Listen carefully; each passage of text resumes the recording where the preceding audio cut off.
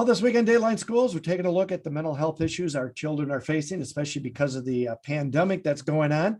And to tell us what's happening in the schools and how the schools are addressing it, my special guest all this week is Maura McCartan. She's St. Clair County RESA's 31N school-based mental health provider. And Maura knows you're getting out into more and more of the schools.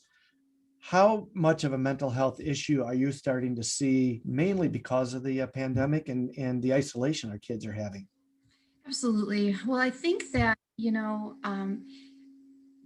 it's hard to know specifically just because we're still in the middle of the situation to know how much of the mental health impacts that we're seeing are directly as a result of the pandemic, or whether those mental health issues maybe were already going on and we just didn't have a lot of awareness into that. So the odd thing about the pandemic, I guess the silver lining, so to speak, is that it's really increased awareness into mental health with our kids.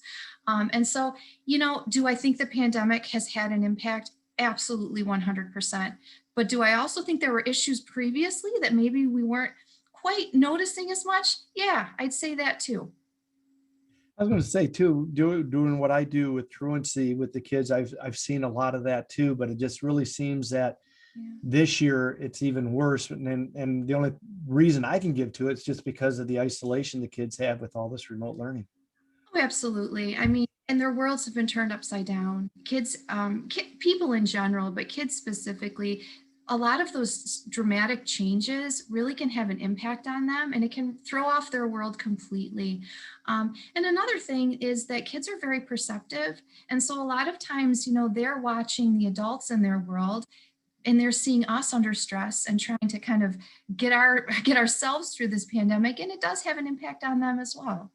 Are you seeing a difference, whether it's elementary age students or are kids getting ready to graduate, or is it pretty much across the board?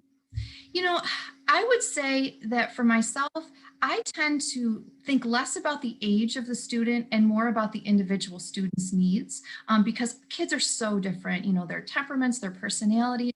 But I will say, generally speaking, what I'm seeing with the older students is there's a lot of things that they're missing out on that they've been looking forward to forever.